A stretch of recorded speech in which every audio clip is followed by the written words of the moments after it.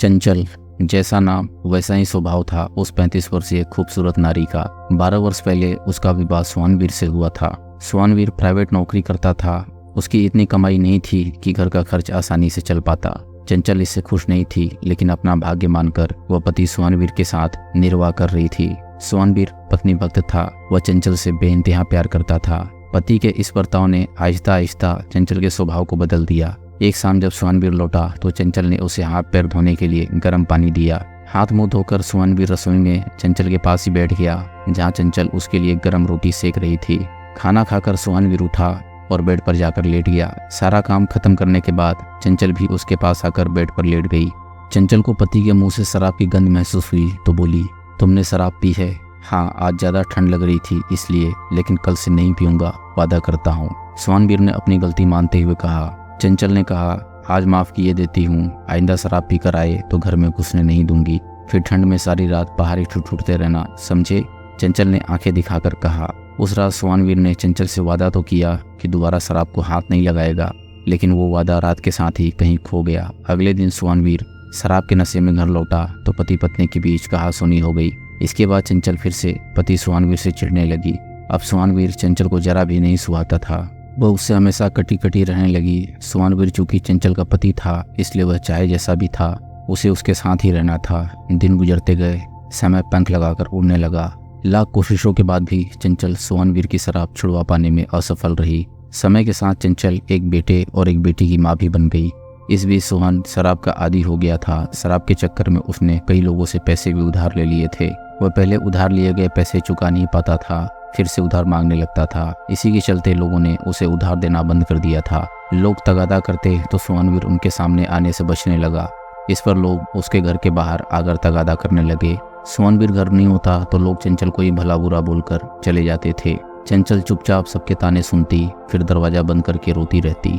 पति से कुछ कहती तो उसके सितम उसके जिस्म पर उभर कर दिखाई देने लगते। एक दिन दोपहर में सोहनवीर कमरे में खाना खा रहा था, तभी किसी ने जोर जोर से दरवाजे की कुंडी बजाई। सोहनवीर समझ गया कि कोई लेनदार दरवाजे पर आया है। उसने चंचल से कहा, तुम जाकर देखो और मुझे पूछे तो दरवाजे से ही चलता कर देना। हाँ, यही काम तो है, मुझे हर किसी से झूठ बोलती रहूं। कहकर चंचल झल्ला कर उठी। सोहनवीर उसे लाल आंखों से घूर रहा था। चंचल ने दरवाजा खोला तो सामने एक व्यक्ति खड़ा था। उसे देखकर चंचल ने पूछा, आप कौन है? मैं शिशुपाल सिंह हूँ। कहाँ है सोहनवीर? जब से पैसा लिया है दिखाई ही नहीं दे रहा। शिशुपाल रुखे स्वर में बोला, वो तो घर पर नहीं है, आप बाद में आ जाना। मेरा यही काम है क्या, लोगों को पैसा देकर भलाई करूं और जब पैसे लेने का वक्त आए तो लेनदार घर से गायब मिले। कह देता हूं, इस तरह नहीं चलेगा। अपने आदमी को कहना मेरा पैसा वापस कर दे, वरना अच्छा नहीं होगा। शिशुपाल कड़क होकर बोला, आप नाराज क्यों होते हैं? वो आएंगे तो मैं बोल दूंगी। मैंने तो आपको पहली बार देखा है, चंचल बोली। और भी हिदायत देकर शिशुपाल सिंह वहां से चला गया। चंचल ने दरवाजा बंद किया और फिर से आकर रोटियां सेकने लगी। सारी उम्र लोगों की गालियां सुनवाते रहना, लेकिन ये दारू मत छोड़ना। चंचल गुस्से में पति से बोली, ए तू मुझे आंखें दिखाती है? साली, मैं तेरा मर्द हूँ, जानती है पति परमेश्वर होता है।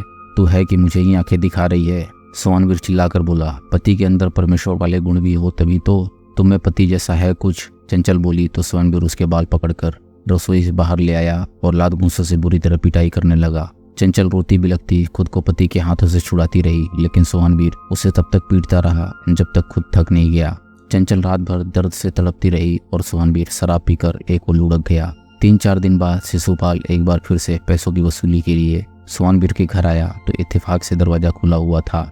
शिशुपाल भीतर घुसता हुआ चला आया। चंचल आईने में देखकर बाल संवार रही थी। शिशुपाल पर नजर पड़ी तो उसने मुस्कुराकर कहा, अरे शिशुपाल जी, आप? अरे आप खड़े क्यों हैं, बैठिए ना। शिशुपाल चुप था और एकटक चंचल की ओर देख रहा था। चंचल उसके करीब आई और कुर्सी उठाकर उसकी ओर सरकाते हुए बोली, आप बैठिए, मैं आपके लिए चाय बना कर लाती हूँ। नहीं, मुझे चाय नहीं पीनी, मैं तो सोहनवीर से मिलने आया था। कहाँ है वो? मेरे पैसे कब देगा? शिशुपाल ने पूछा। आपके पैसे मिल जाएंगे, चिंता मत कीजिए। चंचल अब भी मुस्कुरा रही थी। वह रसोई में चली गई और 2 कप चाय और प्लेट में बिस्कुट नमकीन ले आई। उसने शिशुपाल की ओर चाय का कप बढ़ाते हुए कहा, कितने रुपए हैं आपके? आपको नहीं मालूम? शिशुपाल ने कप हाथ में लेकर पूछा।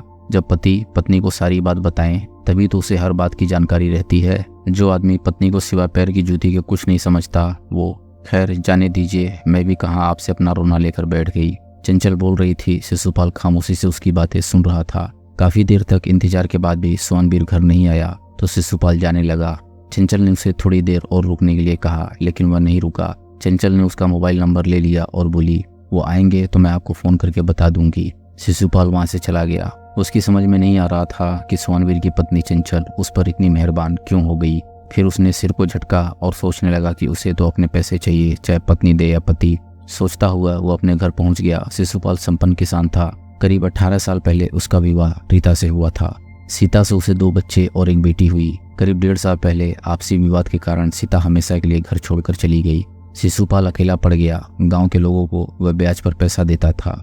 एक दिन सोनवीर ने उससे किसी जरूरी काम के लिए पैसे उधार मांगे तो शिशुपाल ने दे दिए। पैसे उधार मिलने के बाद सोनवीर ने शिशुपाल की तरफ जाना ही छोड़ दिया। काफी समय बीतने के बाद सोनवीर शिशुपाल से नहीं मिला तो शिशुपाल सोनवीर के घर तक पहुंच गया। सोनवीर घर पर नहीं मिला तो चंचल ने शिशुपाल की आवभगत की। शिशुपाल उस दिन यह कहकर चला गया कि 4 दिन बाद फिर आएगा। 4 दिन गुजर गए। चंचल को आज शिशुपाल का इंतजार था। पति और बच्चे तो सुबह ही चले गए थे। उनके जाने के बाद चंचल ने घर का सारा काम खत्म किया और खुद सज संवर कर बैठ गई। अपने बताए समय पर शिशुपाल सोनवीर के घर पहुंच गया।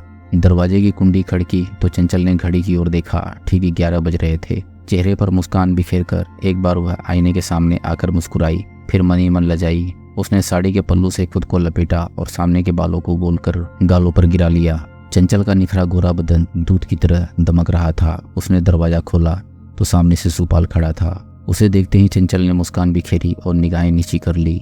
फिर आहिस्ता से बोली, अंदर आइए न। जी सोनवीर नहीं है क्या? शिशुपाल ने हिचकिचाकर पूछा।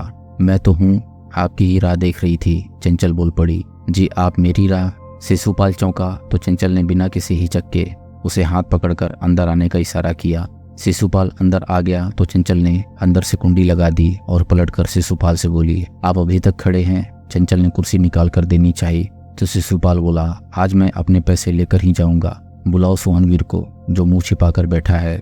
आपके दिमाग में दिन रात पैसा ही पैसा सवार रहता है। ये देखो कितना पैसा है मेरे पास। चंचल ने स्वयं की साड़ी का पल्लू हटाकर उससे कहा। यह देख शिशुपाल ठगा सा देखता रह गया। उसकी निगाहें चंचल के तरासे हुए जिस्म पर थी। वह अपलक देखे जा रहा था। सचमुच सांचे में तरासा हुआ बदन है तुम्हारा, शिशुपाल बोला। चंचल ने झट से पल्लू से खुद को लपेट लिया।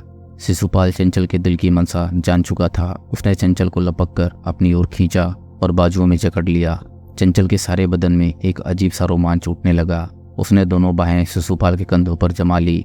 शिशुपाल ने चंचल को बाहों में उठाकर पलंग पर लिटा दिया। वह सुहागन होकर भी शादीशुदा औरत की सारी मर्यादाएं भूलकर वासना के अंधे कुएं में कूद पड़ी थी, जिसमें कूदने के बाद चंचल ने असीम आनंद का अनुभव किया। वह शिशुपाल की दीवानी हो गई। उसने कहा, अब बताओ इस दौलत में सुख है या फिर तुम्हारी तिजोरी वाली दौलत में? सच कहूँ तो मैंने जब पहली बार तुम्हें देखा था तो तिजोरी की दौलत को भूल गया था और तुम्हारी इस दौलत का दीवाना हो गया था। शिशुपाल की बाहों में गर्मी पाकर चंचल को लगने लगा था कि अब उसे दुनिया की सारी खुशियां मिल गई। चंचल अब शिशुपाल के वश में हो चुकी थी। जब जी करता दोनों एक दूसरे में समा जाते थे। दोस्तों, अगर आपको कहानी पसंद आ रही हो तो वीडियो को लाइक करें और चैनल को सब्सक्राइब करें। हम ऐसी मज़ेदार कहानियाँ आपके लिए लाते रहेंगे।